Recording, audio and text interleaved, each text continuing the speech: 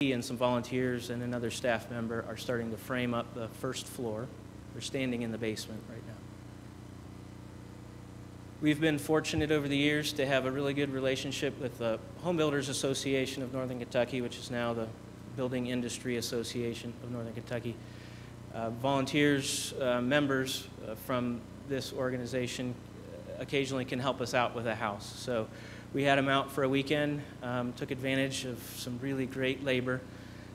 So they're about to raise the wall of the first floor here on the left. So these are business owners, home builders, and suppliers who are normally competing against each other for business. They come together for a common purpose to help a low-income family become an owner. So over the course of a day and a half, we were able to get the house framed up. So that's the four walls, the roof, the window openings, and some of the interior framing.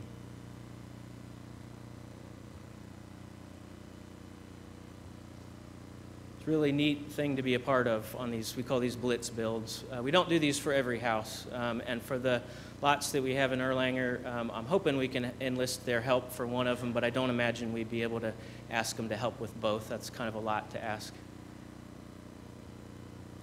A few pictures from the open house. You can't really tell from the exterior, but this is a 3-bedroom, 2-bath house. We waterproofed the foundation, and we're able to have a bedroom, bathroom, and laundry area in the lower level. Same house. These are two we built in Ludlow. These are 4-bedroom, 2-bath homes. There's off-street parking in the back that you can't see here. Had hardwood floors on the first floor. Ceramic tile. We've got some great volunteers who are really good with ceramic tile. So in addition to the 34 homes that we have built, we've rehabbed 86 homes here in Northern Kentucky. This is one we did in Newport. This is on Hamlet Street. Believe it or not, the one on the left is the before. It was a 1-bedroom house, needed everything. It was, you can't tell from the outside, but it was gutted. Had no plumbing, no kitchen, nothing in it. And the 1-bedroom, it did have, you had to walk in the middle of the room to be able to stand up straight. So we took the top off of the house, saved the brick from the side,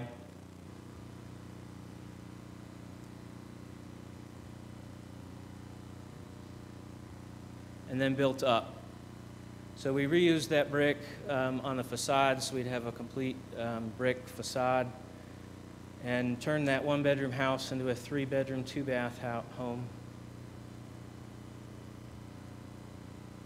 It's the after pictures. Again, hardwood floors. Ceramic tile in the bathroom again. And it's really our partners. We can't do all of this alone as a nonprofit organization. We have quite a few folks here in Northern Kentucky who support what we do, believe in our mission. I've got the Northern Kentucky Association of Realtors here in the middle. They were just out last week volunteering with us. L'Oreal in the lower right. Continental Building Products, Lafarge for drywall. Of course, BB&T, our Cedar Foundation, among others. And since we were founded, we've always had a strong volunteer base. And this is, the roots of our organization are with a lot of, in the Catholic faith. I myself am not Catholic, but a lot of our founders were. We are interfaith at HONK. But because of our founding there, we've had a lot of Catholic support over the years. St. Tim's here in the middle bring a crew every week to HONK. A lot of retired folks, and these are folks coming Monday through Saturday. Been doing this for 26 years. So individuals and groups, some highly skilled and some have never held a paintbrush before. So I'm going to tell you a little bit also about the support piece of it and how that works, because that's a really key part of what makes homeownership work for the people that we serve. The primary way we get people to homeownership is through our lease-to-own program, and that's what we intend to do here in Erlanger, is use the lease-to-own program if we have someone who is ready for homeownership and they need us for one way or another, we will work with them on that. But everything in our lease-to-own program is intended to mirror homeownership before they buy the home, so they know what they're getting into. They live in the house, they make their monthly payments, they make them to HONK while they're in the lease-to-own program. They get used to the utilities of a house, and we purposefully make it longer than a year so they get used to summer bills, winter bills, get used to taking care of the house and the maintenance side of things, and get used to the neighborhood if they aren't already familiar with that. We do quite a bit of screening for the families that come into our program, and I'm going to talk just briefly about that. Start off with an application to two-pager, and then we ask for all the backup documentation for that. So when they say that this is what their income is, we have all the backup for that. We get the tax returns, we check pay stubs, we pull a credit report, and that's actually a very key part of what we do is work with them on their credit to get them prepared. We check all the references, landlord references in particular. If things start to look good, we do an in-home interview. If things still look good after the in-home interview, we have a selection committee who digs in deeper. So these are folks who are looking a little bit more into the sources of the income. Is their income going to run out? Is it temporary, or is it going to be a long-term plan for being able to sustain home ownership? And we want to make sure that that income is going to cover all the expenses they'll have as a homeowner. And ultimately, our goal is to, when we're evaluating if a candidate is good for our program, we look at, is homeownership feasible when they apply within the 18-month timeline. If something isn't quite ready, if a family isn't quite ready yet, we do give them action items. We don't, everybody's a work in progress in our minds, so we give them a list of A, B, and C to take care of. Say, come back to us when you've taken care of these things, and then maybe we can move forward. Things look good, family moves in, start taking care of it. Our goal is to kind of transition them into taking care of the home, so they're mowing the lawn, changing the furnace filters, shoveling the snow, and then in the meantime, it's our responsibility, essentially as a landlord, to make sure that the roof is good, the plumbing is good, the electric and everything, so the major systems of the home are suiting them well. As the family makes their monthly payment, we do that to mirror what their mortgage payment's going to look like, so it's not a surprise to them. We do set aside a small amount of that monthly payment that then is gifted back to them when they're ready to buy it. And then while they're living in the home, we're working with them one-on-one and in group settings on action steps. There are action steps to get to home ownership. So if credit's the barrier, we're working with them to improve their credit. If they need more stability on their job, they have some time to get that. But the ultimate goal is to get them so they're mortgage ready. We do also partner with other local organizations, Brighton Center, Catholic Charities, Community Action Commission, to further give our families support toward that end. Some of the things we do in our workshops, we do some home maintenance training. We have them, not always, but in this case, take apart a toilet, put it back together. We talk about things that you need to do in a home for springtime, summertime, or spring and fall to get ready for summer and winter. We bring in appraisers and mortgage lenders to get them comfortable and asking questions so they either at least learn what they need to learn. The preparation part of our program is what has led our homeowners to really good success over the years because they've had a chance to try it on. They haven't just jumped straight into home ownership. They've tried on the house, tried on the neighborhood, and it isn't always a perfect fit, and we are okay with that. Our goal is to find that perfect fit, and as a result, 78 families in Northern Kentucky have become homeowners through our program. And I guess I want to emphasize the impact that homeownership has had on the families that we serve at HONK. We have not only first-time home buyers, but in a lot of cases, people that are first generation of homeowners. And that is a really transformational piece, not only in their own lives, but especially when there are children involved, growing up in an environment where homeownership is part of your life.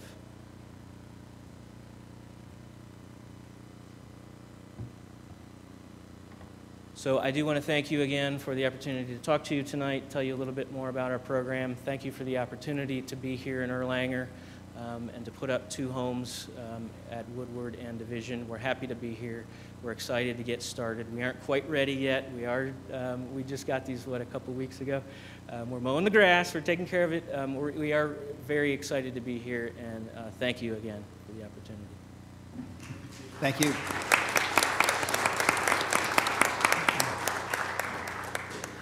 It is transformational for those families, but it is also transformational for our neighborhoods and our city. To have more homeowners is what makes Erlanger a better place. So thank you for what you're doing. Next up, we've got a legislative update from Senator Chris McDaniel. Welcome. Thank you, Mayor and Council, for letting me come here again for the 6th time as I come back from Frankfurt to chat about what we did and didn't get accomplished this time around. Certainly was a busy session that even for all we complain about the media filter that occurs in northern Kentucky, we got plenty of coverage this time around. So we did finish on Saturday before April the 15th as constitutionally required, and I'll jump into a couple of things. So you know, there's in essence 4 bills that became the big bills related to the budget and taxes this time around. The 2 budget bills were 200 and 265. Both of those are House bills, and the revenue bills were 366 and 487, once again House bills. What you saw in terms of the budget was most state agencies in the executive branch saw a 6.25% cut from their budgets. You did see record SEEK amounts at $4,000 per pupil, and outcomes-based funding was finally implemented after many, many years of trying. This will really help Northern Kentucky University as they are one of the top performing universities in the Commonwealth.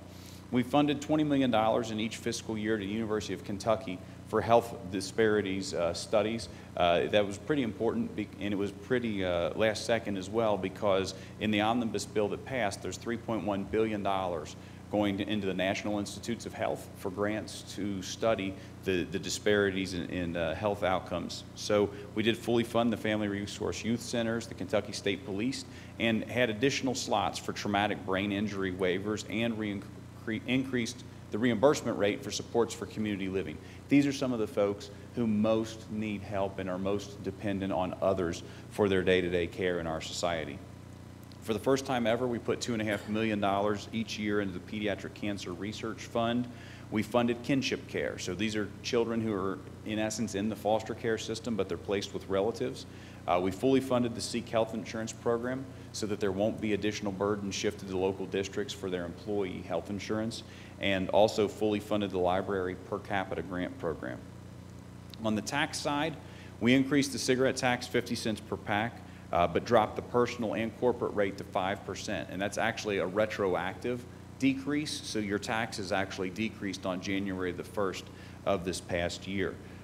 There are no taxes if you're under 133% of the federal poverty level, but we did expand the sales tax. This is part of what we call broadening the base to repair, installation, maintenance, landscaping, tanning salons, industrial laundry, small pet care, diet and weight loss services, extended warranties, pet grooming and boarding, dry cleaning, bowling, golf, health spas, fitness center, and limousines. We did reduce the pension exclusion from $41,000 to $31,000, but there is no tax, as opposed to the federal level, there is no tax on the Social Security income. So if you have a person who's drawing the average of about $16,000 a year in Social Security, they can also collect another $31,000 for a total of about $47,000, give or take, before they begin to pay any Social Security tax. We did eliminate the $10 personal exemption and changed to single sales factor apportionment. A lot of the employers that you guys have over here really wanted the change to the single sales factor apportionment. In the second year of the biennium, we'll begin to phase out the inventory tax. This has long been an impediment to manufacturing growth. It'll be a very good thing that we're doing. Our income tax is now the 10th lowest in the nation overall. And our overall tax structure was previously 33rd in the nation, and now we're ranked as 18th in the nation for our tax competitiveness. The other big thing, obviously, that everyone heard a lot about this time around was pensions. So items that happened related to pensions. First of all, we sunsetted a 5.1% contribution to the teachers' retirement system by the universities for non-participating employees. So what this means is right now, if a university hires someone who is eligible for the teacher's retirement system, but that person chooses not to go in, which is their choice at the university level, the university has to pay 5.1% of that person's pay every year to KTRS for the privilege of not putting that person in. So we eliminated that. We froze the contributions from the quasi-governmental agencies for 1 year. As most of you know, there's a pretty significant spike in pensions at the city and county level, but more significantly at the state level. So this would include your health departments, your mental health agencies, your rape crisis centers, lots of others. We froze that for a year, and we're going to begin to take a look at how we can actually handle those folks in the way that they move forward. We did fully fund the Kentucky Teachers Retirement System for the second budget in a row, and we fully funded the Kentucky Retirement System for the third budget in a row. There is no funding for legislative pensions at all. Instead, that money went to the state police retirement system. Some of the changes we made for the Kentucky Retirement System, you must work an actual 20 or 25 or 27, whatever the requirement is. You can no longer use sick time, comp time, air time to get to the required amount of service. You must actually work those years. And for the retirement system, you also have to use a full 3 years or a full 5 years, depending on what your equation is. No, you can no longer use 25 months instead of 3 years. That will help more accurately reflect what people are earning when they go to sign up for their pension. For the Kentucky retirement system, we also said you can no longer use allowances to increase the amount of the pension. So that's if you have any uniform allowances, gun allowances, cell phone allowances. Right now, we allow those to go into the pension calculation, even though they're not actually wages. That will not be allowed anymore. Sick days in all systems are frozen. You can use whatever you have at the end of the year towards your pension, but any sick days you accumulate after the end of this year will only be able for a buyout at the end of your term of service, no longer for cashing in towards pensions. For the Kentucky retirement system, for the 03 to 08 hirees, there's a 1% contribution to the retiree health, which is just like the Tier 2 and Tier 3 employees who were hired after 08. For teachers, all future teachers will be in the hybrid cash balance plan, where they would put in 10%, the Commonwealth puts in 6%, and their individual employer would put in 2%. In education, we matched all the school construction nickels. In safety, public safety, one of the things we really worked hard on this time around was trying to ensure that we helped fund school resource officers. And so what we did is we allowed for contracting with the Kentucky State Police. Right now, the state police are actually not allowed to contract out their officers to do those types of additional duties. We did allow that, and also said that if you hire a retired law enforcement officer and you're a school, you don't have to pay the health insurance contribution for that person. So right now, you know, if you hire a retired officer, you either have to pay their health to the pension or you have to put them on your health plan. What we said is if a school district hires them, they don't have to pay that, and the retiree can just keep their retiree health. Further, in public safety, one that particularly relates to Kenton County, Kenton County could not rehire retirees like the other departments. It was kind of a strange nuance. There were only about 4 departments in the state like this. Kenton County happened to be one. We allowed them to do rehires like everyone else now. We didn't allow for private prisons. This is not something that really affects our region directly, but it was a public policy decision that we said no private prisons. We had raises for social workers. Our social worker caseload has increased dramatically over about the last 48 months. Is really heroin is taking a tremendous toll on the families of the Commonwealth.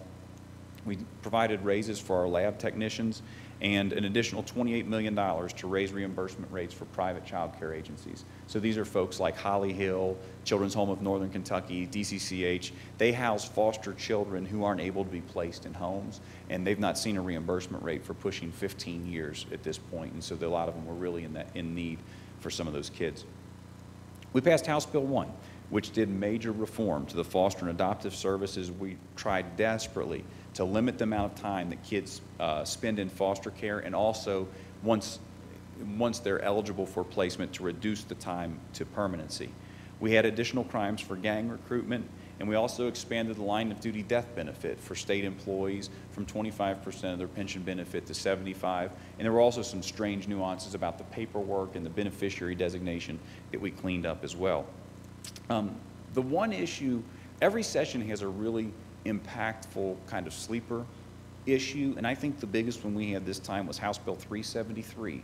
And this deals with police officers and body cameras and what is and isn't subject to open records request as it relates to data that's captured on those body cameras. So we increased some restrictions for inside of homes, sexual assaults, nudity, children being involved, things like that, that you would not be required to release those. So I don't know what your current policy is on that, but know that state law has changed, and you know, as that becomes more and more common in police departments, that's a big deal. And so I think that was really the biggest sleeper issue that has the biggest impact. Under economic development, we had the fee in lieu of from Fish and Wildlife is now available to all counties, which is a big deal for those developing land in northern Kentucky and their ability to attract and retain businesses. We preserved the historic preservation tax credit and also made it easier to redevelop brownfields. In local government, we phased in the pension increase to a maximum of 12% per year. So you know that your rates were due to go up pretty substantially, and we wanted to take some of the edge off of that, and that was the decision there.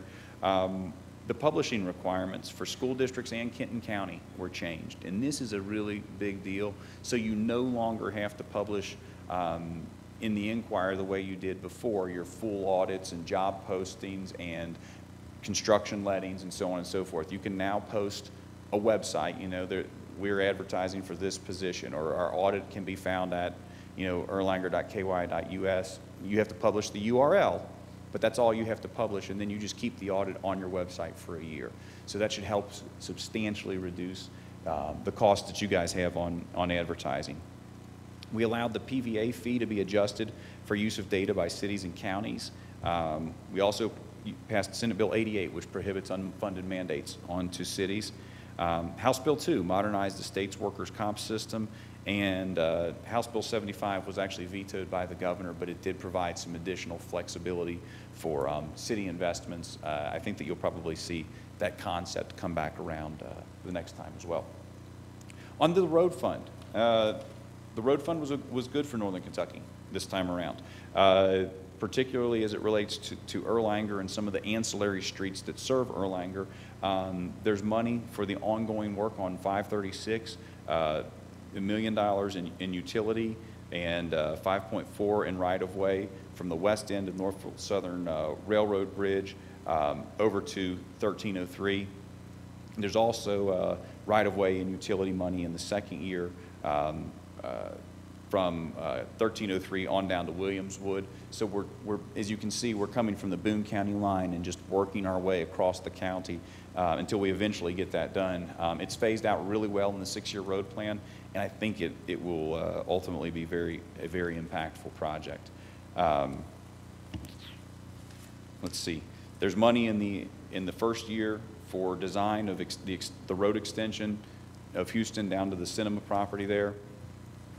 And then there's $19 million for paving along I-275, both east and west. So over the next 2 years, you're going to see a lot of road work on 275, addressing those pavement conditions. And then probably most importantly to you guys is there's $800,000 in the first year and $1 million in the second for design and then right-of-way acquisition to work on Stevenson Road from Alice Street down to Jacqueline. So, you know, we're moving.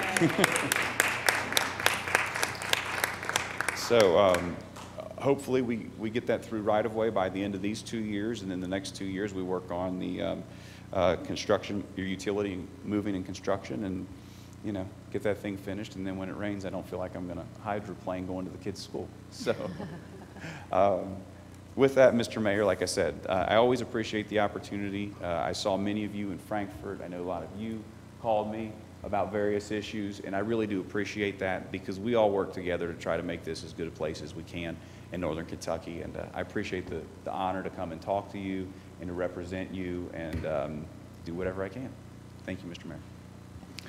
Thank you, Senator. Thanks for taking the time to come out and visit us this evening. We always appreciate that, and especially when you're bearing such great news. And thank you for your wonderful service to Thank the you state very of much. Kentucky and to Northern Kentucky. Thanks, Mr. Mayor. Appreciate it. Yeah, thank you.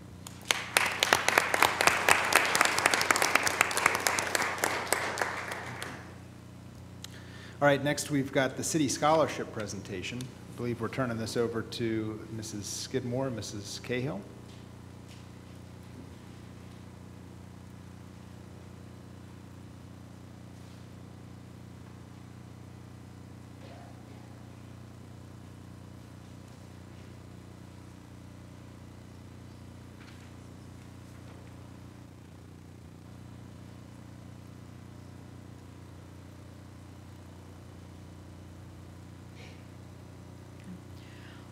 All high school seniors that are Erlanger residents were eligible to apply for the 2018 City of Erlanger Community Achievement $1,500 scholarship.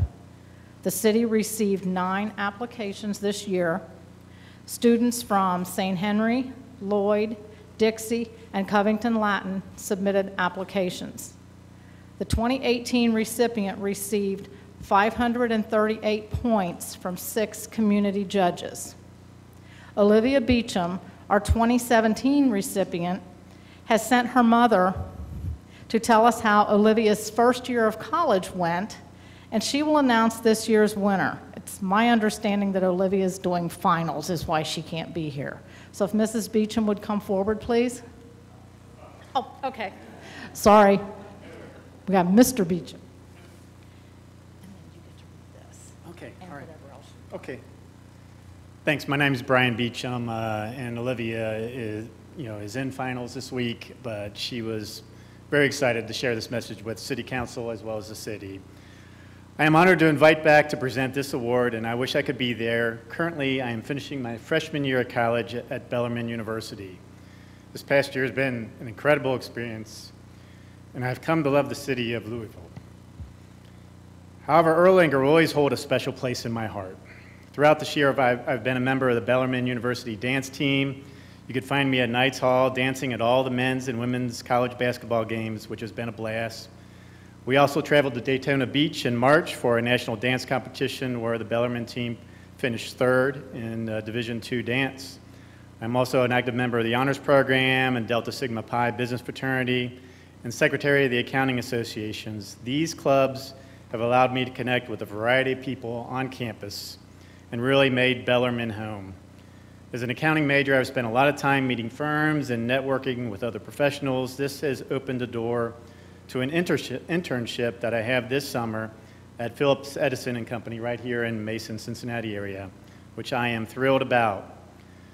As I reflect on such a great year, I am reminded of the generous people who have helped me fund my education and facilitated the amazing things going on in my life. Therefore, I would like to thank the City of Erlanger again for the scholarship that I received and congratulate the new recipient for this year. And without further ado,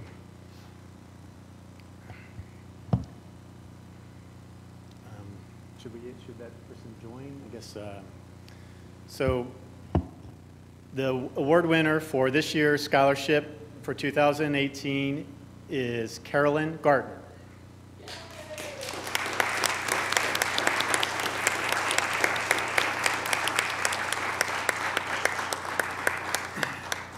You want me to read this right? Okay. Carolyn is a senior at St. Henry High School, same school as Olivia.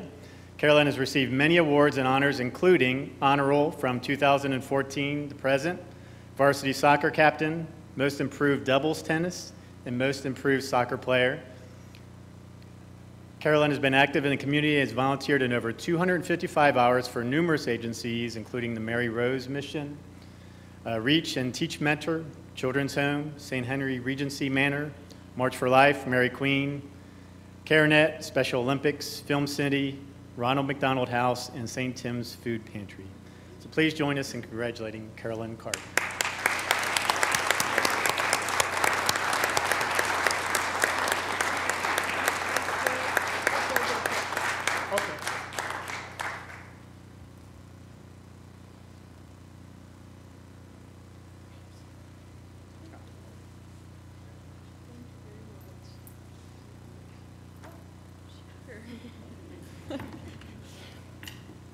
Well, first off, I would like to thank you all for even considering me for this scholarship, and it's an honor to receive this. I know I will use it to represent Erlanger to the best of my ability within my future.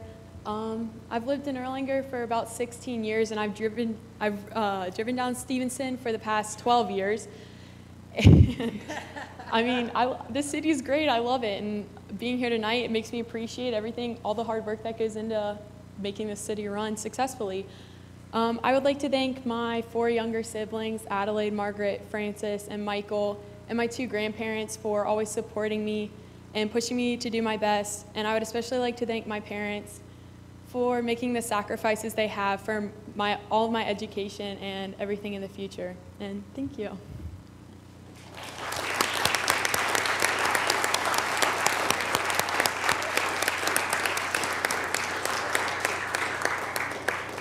Congratulations.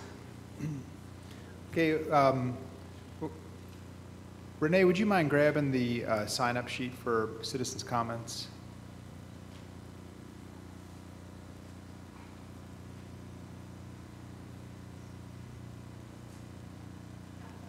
Okay, thank you.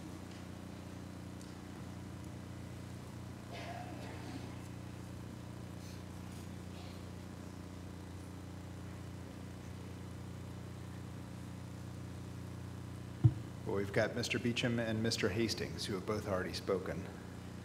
Unless you want to say something else. Okay. All right. Is there anybody else that didn't get a chance to sign up that wanted to take a moment to speak to council? All right. Seeing none, then we'll move on. Next up is the mayor's report. Mayor, you have a... Oh, yeah. Yeah, Mrs. Marsh? Yeah?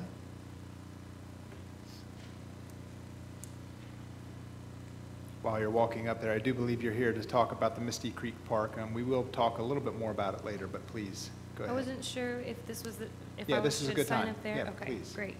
All right, so my name is Jessica Marsh, and I am a resident at Misty Creek. And I just first want to thank you for allowing me tonight to come and to speak and to listen to what I have to say. So we're working on a project in our park on our street that I'd like to just talk about a little. So let me give you a little backstory about myself and my family. When I was 7, my parents bought their current home on Misty Creek. And they knew it was going to be a nice place to raise their young family. Little did they know that the surrounding families were going to become lifelong friends. Misty Creek was a safe and special place to grow up. My siblings and I had a very large group of friends, and many of them are still our friends today. My husband and I actually met on Misty Creek, and his parents live just the street behind ours. And as children, we all ran together. We referred to ourselves as the Misty Creek Crew. We spent a lot of time playing basketball and football in this park and building forts in the woods and just enjoying childhood outside. The park is just a very large open space with a basketball court. There are swings, but that's about it. And so when my husband and I started to, we were talking about raising our family and where we want to do that, we wanted to be able to give our kids the same childhood that we had. And so when our current home on Misty Creek came up for sale, we jumped on it. And now our children have an established community and will get the childhood that we want to give to them. The street is once again full of young children. We live towards the end of the street, and alone there is 11 homes that have children ranging from ages 11 to infants. They're always out playing, riding bikes, playing basketball, and we feel that some additions to the park provide a safe place for them to go and to play and to continue to build those strong relationships. We'd like to see some landscaping added to the park and hopefully a play structure added there since there's just swings currently. So I also wanted to just take some time to talk about my brother. So my brother passed away in 2009 at the age of 20. In his short life, he made a huge impact on many people. He had this kind of way about him that just made people feel comfortable, and he's a very gentle and kind, loving soul. My sister began a memorial golf outing in his name to honor him and to also be a way for us to give back to the community through this memorial fund, we give a scholarship to one Dixie High School student a year. We have some extra funds currently that are available that we as a family have decided we'd like to donate to the park to add these additions that I had just spoke about. We would also like to change the name of the park in honor of him. Currently, it's just the Misty Creek Park. We feel that the name change will bring a tremendous amount of joy to all of the people that he touched in his short life. And I know that they will it will just make a really big impact for everybody in our family and in our community. So that's all I have to say. Thank you for taking your time. Thank you. Thanks for coming up and talking about it. And, Thank you. yeah, and what is your brother's name? My brother is Brennan Thomas. Okay. All right, we'll be talking about it a little bit more this evening. Okay, so great. Please stick around. Thank you. Thank you.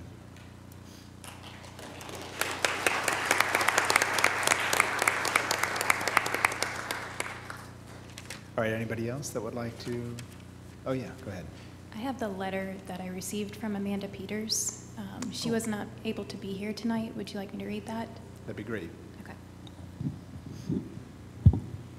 Dear devoted council members, thank you for hearing this topic this evening, and even though I am unable to present, I would still like to share a few of my thoughts about just one of the many great neighborhoods in Erlanger, Misty Creek. My husband and I moved here 6 years ago for two specific reasons: safe, family-friendly neighborhoods and a sense of community. Now I know these two aspects can be found in neighborhoods all over northern Kentucky. However, we were drawn to Misty Creek while house hunting because of the many children we saw riding bikes and playing baseball, as well as the many families and adults we witnessed walking outside in the neighborhood and interacting with all the kids. Little did we know, several of the families on our street have lived there for decades and have an incredible sense of community. With pride, they call themselves the Creekers. Just knowing these families has made my own family infinitely better in too many ways to count. We are fortunate and blessed to be included as part of this group, and in turn feel that many on the street are members of our extended family. It is not uncommon for any number of us to share leftovers, hold ice cream socials, celebrate Super Bowls and birthdays together, and help each other out with household and yard projects. However, most importantly, we also look out for each other's kids. Even when we are exhausted with our own, there is always an endless supply of popsicles and a parent there to give support when needed. This very support is one of the topics we are discussing this evening due to the untimely death of the Thomas's loved one, Brennan.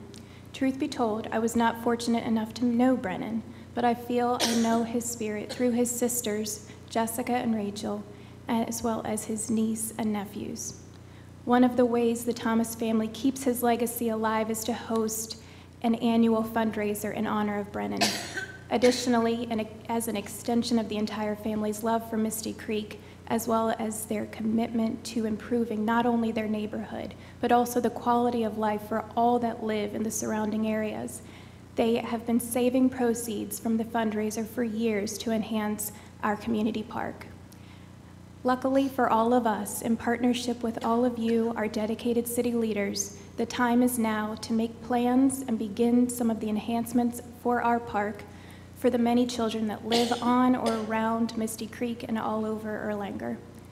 Leaning on my professional knowledge, I know busy, active children who have regular and positive interactions with adults have the increased opportunity for positive youth development and are less likely to engage in risky behaviors.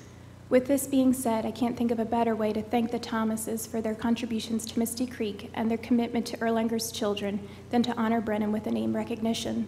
I apologize that I am not able to be with you in person to show my support of the Misty Creek Park enhancements, as well as the Thomas family and the possible name dedication of the park in honor of their brother, their son, and an original Creeker.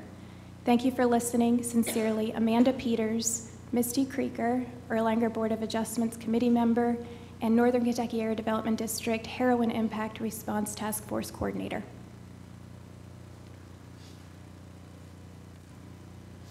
All right, thank you very much.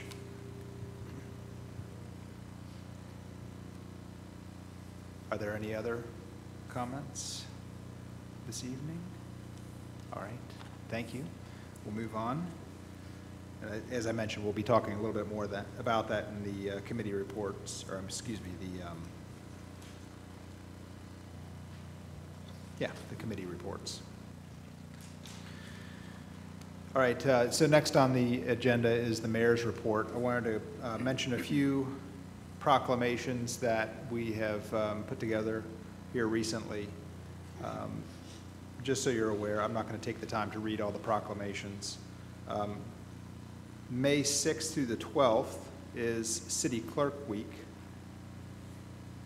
National Police Week is May 13th through the 19th.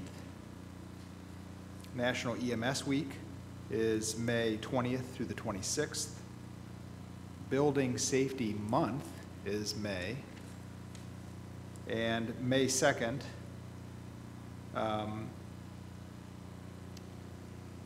yes, tomorrow is Mary Birch Day in the city of Erlanger. Mary Birch is the retired nurse from I'm sorry. Do you want me to leave that for you? I didn't steal your thunder, did I? Okay, yeah. Kenton County School nurse who is recently retired. I think Renee will talk a little bit more about that in her report. The only other thing I wanted to mention was, I guess, a little bit of thanks for, or not a little bit, a lot of thanks for Mr. Kramer's incredible foresight in creating a new procedure inside the city of Erlanger. I think it was about, maybe it was December or January of this year, that he began to work on something that hadn't existed previously, a critical incident report for every department inside the city of Erlanger. So our police, our fire, public works, and even administration all worked on assembling how we handle critical incidents inside the city and the staff. And recently we've had a officer-involved shooting in the city, and that procedure made things, well, I don't know, it just made everything a whole lot more clear-cut on our side. That hadn't existed before, and as those procedures were being created, a lot of that stuff is just kind of, I don't know, as you're thinking about it when you're not in a critical incident, it all makes a lot of sense. And once a critical incident happens, it's easy to see how quickly we all kind of forget about everything and everybody begins to panic. But thankfully, we're able to kind of fall back on those procedures thanks to Mr. Kramer setting a lot of that up. So I wanted to say an extraordinary thank you to you for that foresight. So with that, we'll move on to the reports of the committees. First up, we've got Public Safety, the Police, Mrs. Sidkamp, Mrs. Kyle. Yes, sir. Thomas was a very lucky young man to have you for his family, and I wish you Godspeed. Sorry for your loss. It's hard to follow her. Steve Holstrom was sworn in on April the 19th and has started the police academy. Steve was formerly one of our dispatchers and had a lifelong dream to become a police officer, and now he's doing just that. They held another coffee with a cop on April 14th at White Castles. It was very well attended.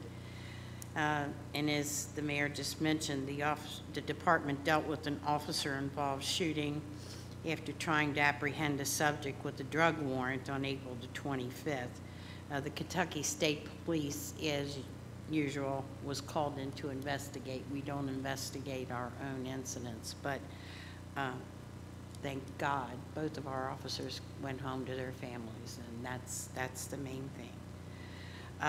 The department passed the accreditation process and will remain a certified agency for the next 4 years. There is a lot of work that goes into that, folks, and they're to be commended for that. And Sergeant Ashley welcomed his second baby boy on April the 25th. I'm telling you what, we're growing our own police department. I've never seen so many babies born lately. The police memorial event in Covington will be held on May the 16th. If you've never been to that service, it is absolutely touching and a beautiful tribute to our officers.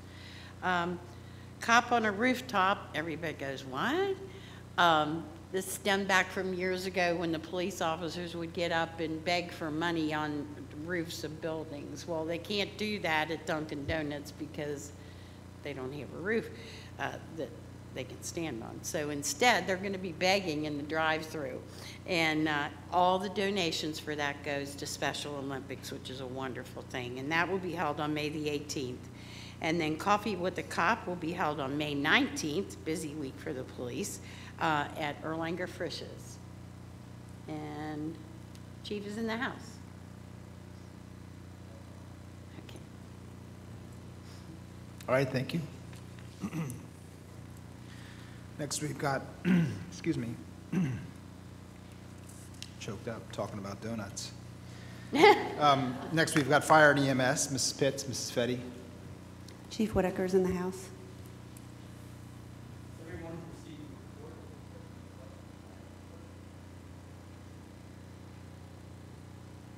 I'll repeat that just so we have it on record.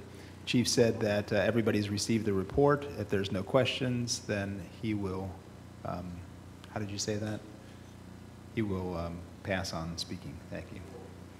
Sorry. Yeah.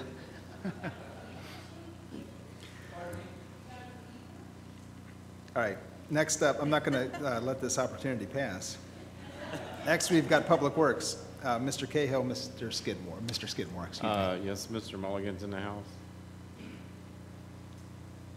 Do I get extra time tonight since Chief Whitaker didn't speak?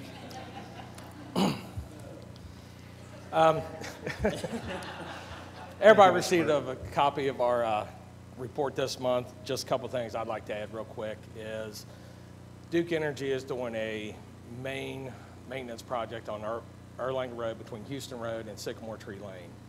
They ran into some issues and that will be closed down until Saturday. The capital street improvement projects along Riggs Avenue, Perimeter Drive, Silver Lake, and Churchill are moving along fantastically. Things are really cranking out, and that's going really well. And I see that we have, you want to talk about the park, Mayor? Misty Creek? Yes, I did have some discussions with Mr. Bogart and also with Mr. Kramer, Mr. Gatlin. And we did have some initial discussions. I believe you were involved in that as well. At the, Not with Mr. Bogart, no, I wasn't, sir. Okay. Well, I know we've got money allocated to the parks. It's just kind of in general. And what I had prepared for this evening is a draft of an executive order that would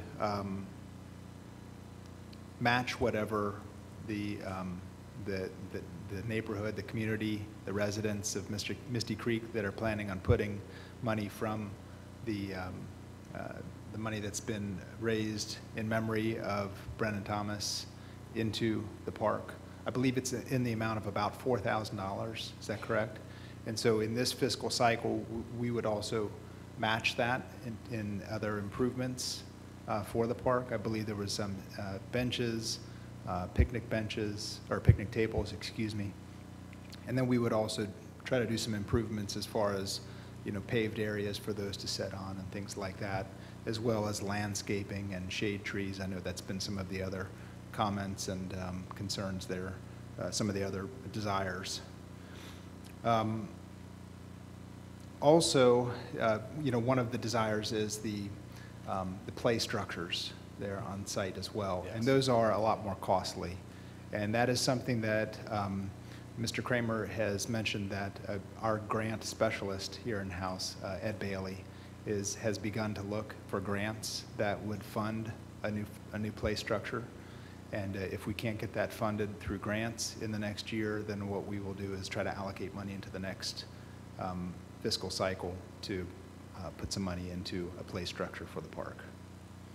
And I am all for booming Misty Creek Park. My daughter and son-in-law just bought the house right in front of the park. I have 2 young grandsons. So yeah, let's really get things going. It makes it easier for me. I can sit on their back deck and watch them in the park. I don't have to go anywhere. It's great. It's wonderful. So yeah, I'm all for that. The department's all for it. Okay. We had play structures back there years ago. It was old pressure-treated lumber, which are not allowed in parks anymore. And so yeah, I'm all for it. Okay. All right, thank you. We'll discuss that more among council as well and make sure that they're okay with it. But we are prepared to go ahead and allocate that money to the park. Another thing, and maybe I'm going out of order here while you're up there, I've got another executive order. Yeah. An executive order appointing you as the interim director of Public Works. Yes, sir. So Rick Bogard just recently retired as the director of Public Works. And so in the interim, we are appointing Mr. Milliken as our interim director. Thank you for very being much. willing. And Yeah. I'll do everything to my best ability for you. And Thank you. unless anyone has any questions, I have nothing more to add. Okay, thank you. Thank you. I want to say something about Ed. He has helped us with Duke Energy. We were one of the, they came around and did everything, and they tore up our sidewalk, they tore up our yard, everything. And when you have to deal with Duke Energy, it's not nice. So we sicked Ed on him. And Ed came down, and you know, we took over sidewalks, and they totally destroyed our sidewalks. So I felt it was not fair that Erlanger should pay to repair our sidewalk when Duke Energy tore it up. So Ed came, talked to the guys, and we have a nice new sidewalk that isn't paid for by Erlanger. Took care of, didn't have to, but let's do the yard because they can't take care of it themselves, you know, do this big ruts and everything. And without him, I don't know what would have happened. So, huh? Probably, yes. You know, or Tom would have thrown his leg at them, you know. But Ed came and he intervened between Tom and Duke Energy, which was not nice, you know. But he did it with a smile, and really appreciate the effort that he put in. And I know he would do it for anybody. I just know he would do it for anybody, not just us. So thank you, Ed. I appreciate it. Thank you.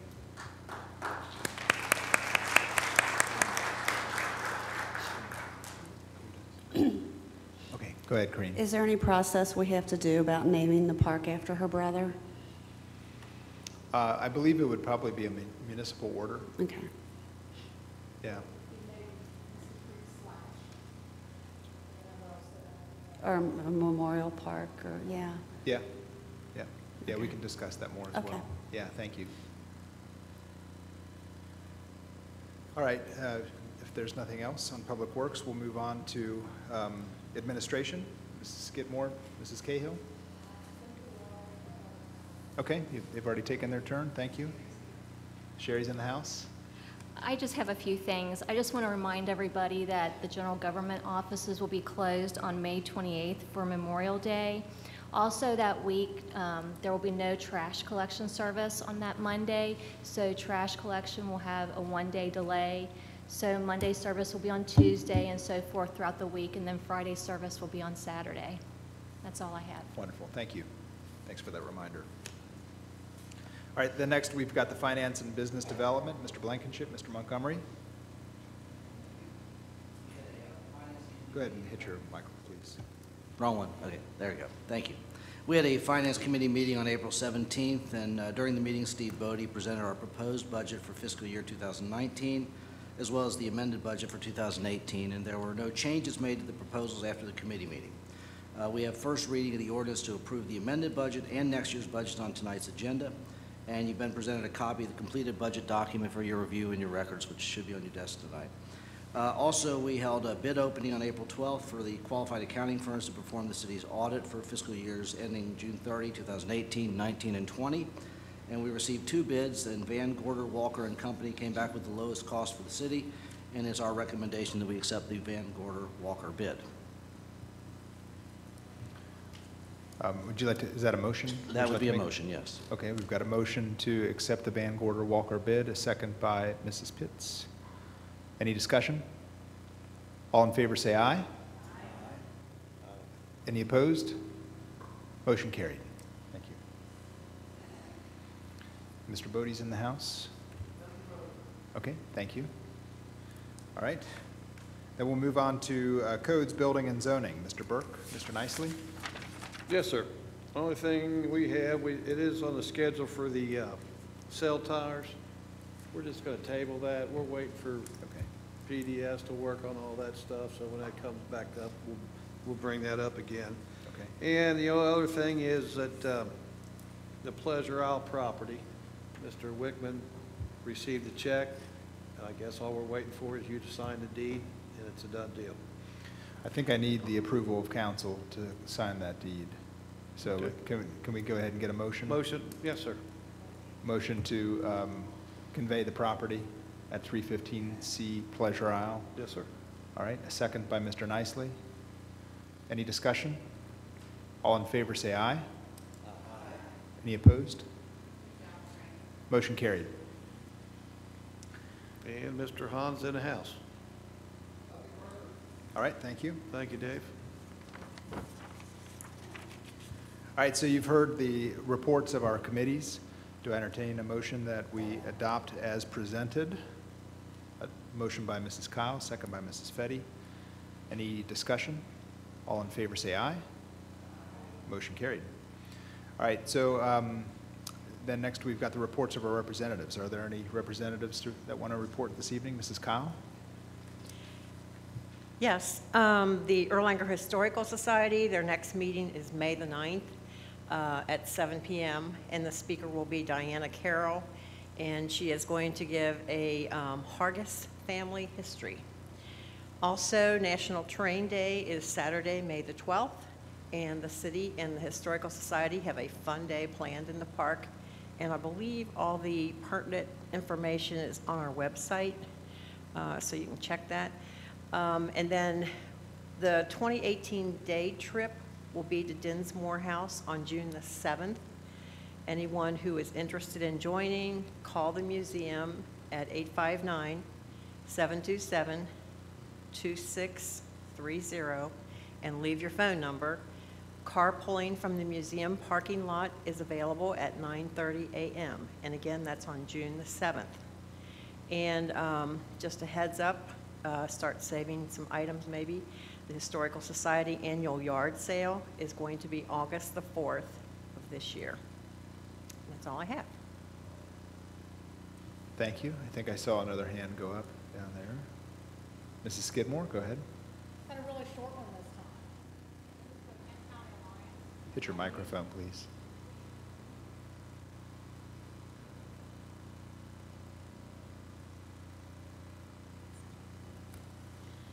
Our meeting was from 12 until 1:30. We discussed our accomplishments for the year. We had a retirement recognition party for Mary Birch, Erlanger Ellesmere school nurse. Mayor Hermes issued a proclamation declaring tomorrow, May the 2nd, as Mary Birch Day in the city of Erlanger. She was really pleased with that. That was a nice touch. That was probably the most unexpected thing at the whole meeting. And we're finishing up with our sticker shock program, and that's where we nicknamed it Sticker the Liquor. We go into the establishments that sell beer, and they're shaped like sheriff's badges, and we put them on the boxes of beer, and it's just kind of like a red flag for adults not to buy beer for underage people. And the liquor stores and establishments are really cooperative with that, except one. We still can't convince that one that we're only doing it for their benefit. And the next meeting is at noon at the Erlanger Library on Tuesday, June the 5th. End of report. All right, thank you. Any other representatives that have a report this evening? Seeing none, then we'll move on to the reports of city operations. First, we've got the city engineer, Mr. Viox. Anything to report? Yes, sir. As I mentioned last meeting, we're going to receive bids for the replacement of pavement on Woodland Hills Drive, Erlanger Road from Riggs Avenue to I-75, and the balance of Birch Drive. We'll present those bids to you at the meeting in June. I also indicated we're attempting to get the project to raise the intersection of Nelson Road and Narrows Road on that same date. If we don't run into any more snags with utility companies, we'll hopefully meet that date.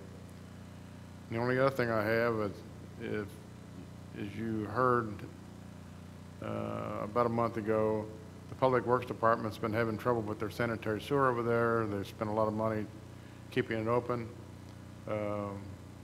I've been working with them, and we've come up with a solution. We've asked Lonker Construction Company, who's done a lot of our emergency work, to give us a number to do the pipe work. The Public Works Department will do the pavement replacement, and hopefully we can get that accomplished very shortly when we report back to you on that. Thank you. All right, thank you. Next, the city attorney, Mr. Gatlin. Anything to report? I can figure out how to operate the microphone.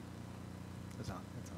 Oh, it was on. There you go. Mayor, real briefly, we've got several ordinances that were discussed, the budget. We also have a municipal order that there's just going to be a slight modification to.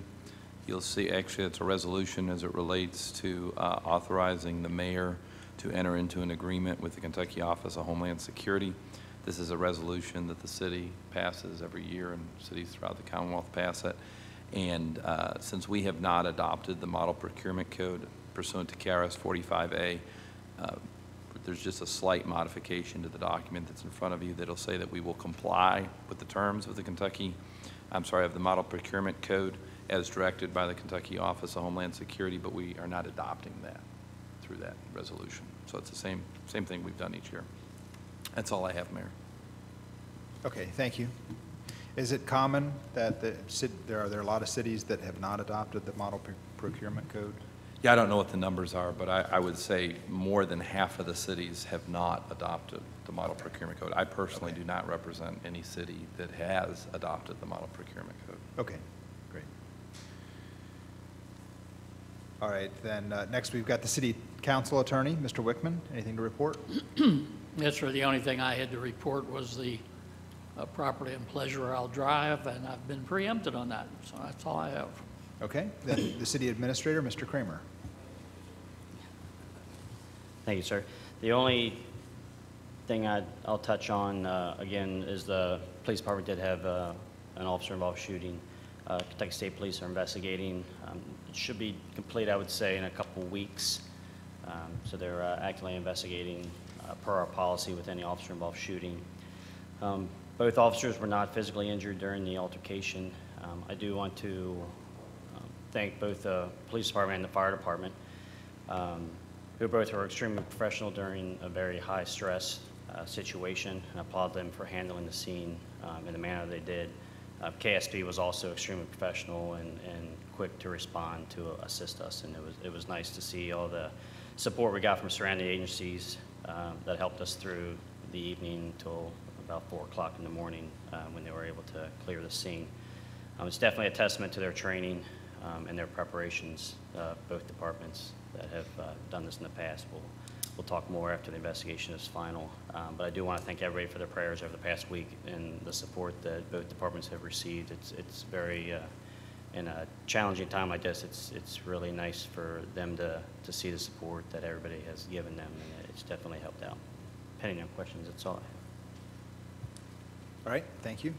All right, you've heard the reports of the representatives of this and city operations. Do I entertain a motion that we adopt as presented? Motion by Mrs. Pitts, second by Mrs. Kyle. Any discussion? All in favor say aye. All right, motion carried.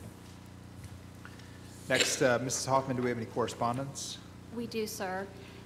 Mayor Hermes and members of City Council received a very nice letter from Rosemary Grimey, who she's an Erlanger resident, and she just sent a letter. She wanted to express her appreciation to Rick Bogard on his retirement. The letter just talks about everything that he's done for the city over the years, and the things that he's done for her and her neighborhood, and she just really appreciated all that he did. That's all I have, Yeah, sir. it is a very nice letter. Thank you. Any other correspondence? Okay, then we'll move on to the bids. We discussed the audit services. We've already voted on that. Next is the towing franchise. Okay, go ahead, Mrs. Kyle. Yes, we received one bid from Airport Towing in the amount of $900 a month, and so I recommend awarding the bid to Airport Towing. All right, is that a motion? Yes. All right, we've got a motion and a second by Mrs. Sedkamp. Any discussion? All in favor say aye. Aye. All right, any opposed? Motion carried. All right, is there any old business to discuss this evening? I don't know if it's old or Ms. Pitts? new or in between, but about 2 weeks ago, many people on the east side of town got a robocall. I don't know if anybody here received that. Kenton County Dispatch is incorporating a robocall for emergencies, and there was a police chase up on the east side of town, and so the call came through. And I personally thought it was great. They have some bugs to work out, but it'll be a great tool to utilize if there's things like that to make people around the area aware. I talked to Judge Executive Knockelman. They're working out some bugs, making sure that the robocall actually identifies Kenton County Dispatch at the beginning so people don't think it's spam or whatever. When they incorporated this, though, they just use people's home numbers that they have on file. So if you have a new home phone number or a cell phone number, they probably don't have it. So you want to go to kentoncounty.org under code red, and you can register your cell phone numbers on there. That way you can be part of it if there's ever an emergency in your area. I just wanted to bring that. Excellent, thank you. All right, Mrs. Fetty? Yeah, I just wanted to briefly talk about the creation of the Erlanger Business Council. Last week, Councilwoman Vicki Kyle and I were able to get together and discuss creating an introductory meeting for business owners and leaders. We've chosen the date of June 26th, which is a Tuesday. It'll be held at 9 a.m. in the Erlanger building right here in Council Chambers. Just created the flyer that we'll be able to pass out to all of the business owners. I'll pass it around to you guys to take a look. I wrote a small mission statement. It's open for suggestions. At the meeting, Pat Frew, the executive director of the CBC, the Covington Business Council, will basically be running the meeting. We also have CBC participants that are going to give testimony to our Erlanger businesses to show what the benefit of an organization like this can be for their business and for our community as a whole. So once again, I thank Councilwoman Vicki Kyle for assisting me. And if you guys want to take a look at this and just if you have any feedback, I'm more than happy to make any changes. Thanks. Wonderful, thank you. Any other business to discuss? Mr. Nicely? Yeah, I've had a problem working on Edgar. I've had a lot of calls. The contractors close the street down. People can't get in the house, to the house in the cars. Once they get in, they can't get out without they don't even notify them. And I've had a lot of static from the people on Edgar. And how can this happen?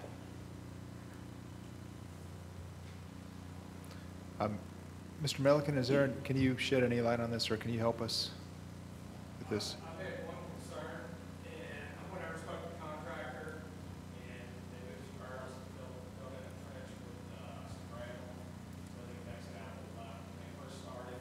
They came out and could only go to the right, which is speaking right into the construction zone. But we should be pretty much cleared up from Greenfield at the beginning point, almost to Erlanger Road. Everything to the port should be opened up probably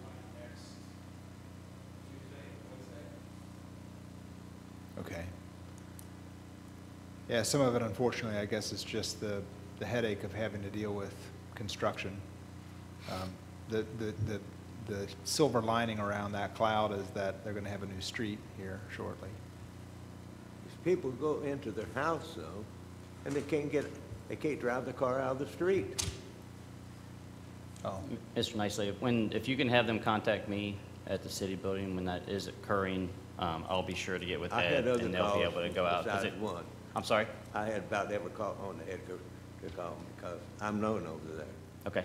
Well, we did have a couple issues this week that Public Works was able to address and quickly fix. So if they would call us or refer them to us quickly, we'll be able to handle it at the time.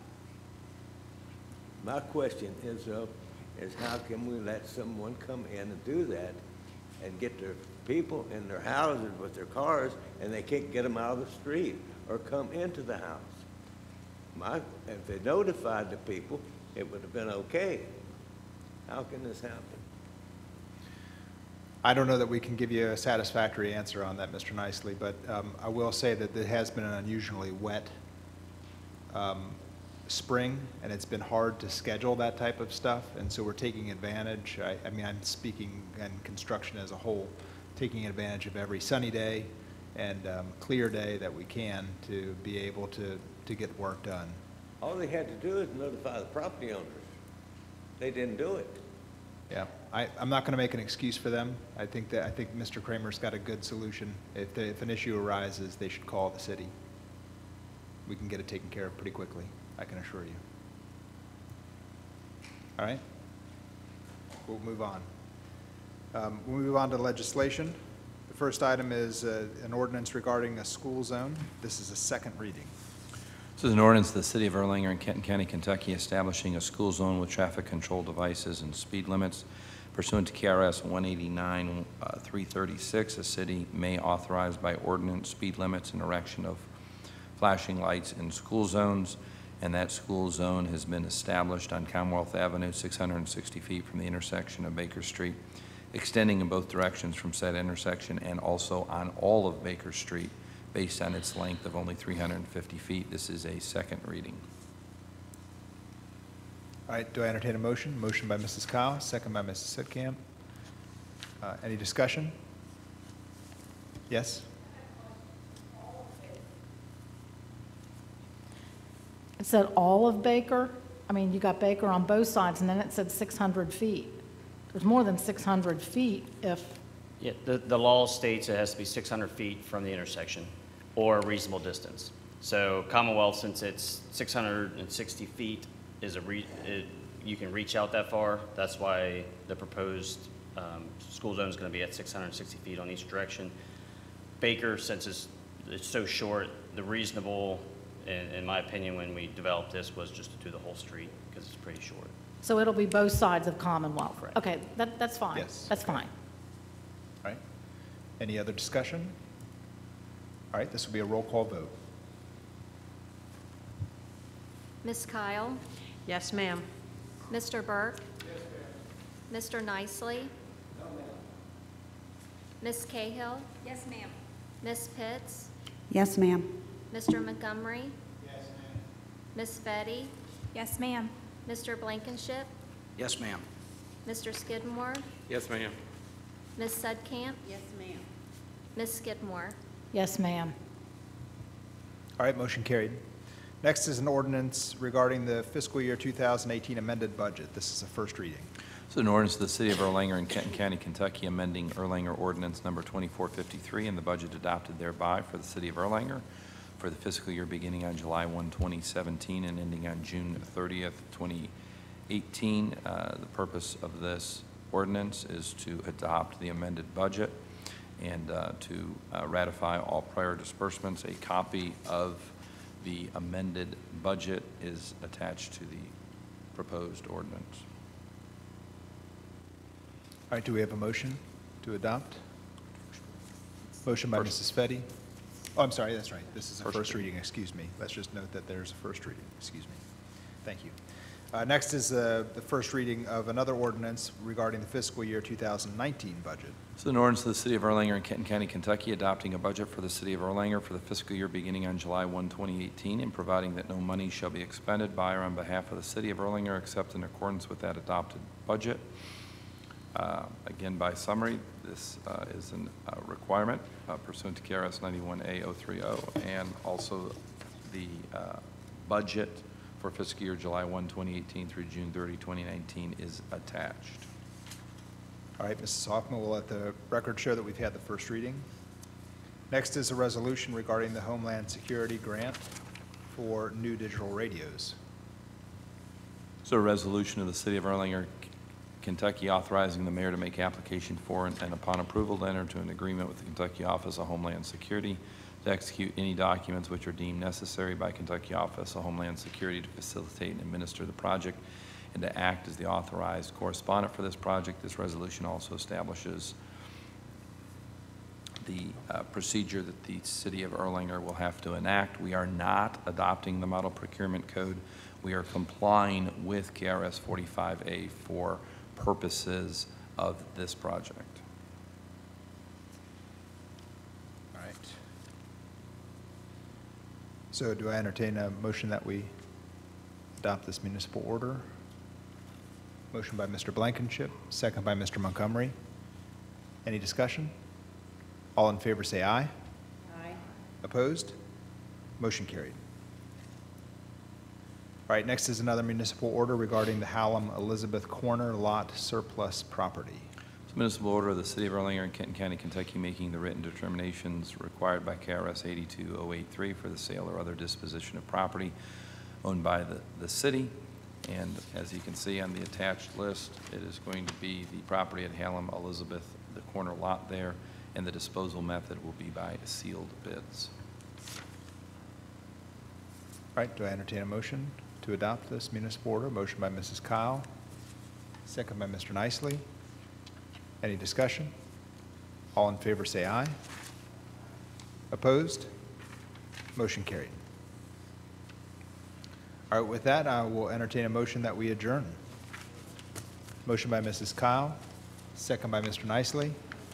Any discussion? All in favor say aye. Aye. All right, motion carried. Meeting adjourned. No homework.